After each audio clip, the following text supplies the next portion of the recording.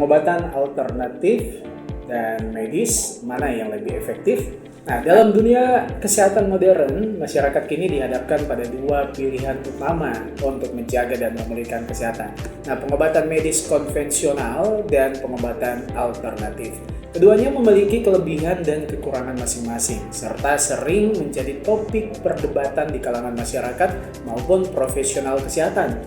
Pengobatan medis didasarkan pada penelitian ilmiah dan bukti klinis. Dokter menggunakan obat, terapi, dan prosedur yang telah teruji secara medis untuk mengatasi penyakit.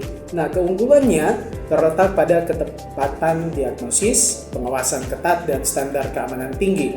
Namun, beberapa pasien mengeluhkan efek samping obat atau biaya yang relatif mahal.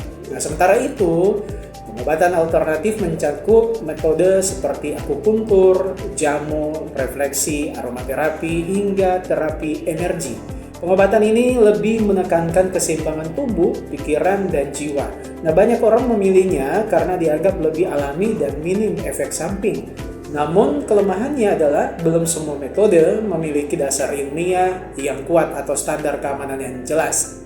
Dalam praktiknya, banyak ahli kesehatan kini mendorong konsep integratif, yaitu menggabungkan pengobatan medis dan alternatif secara seimbang.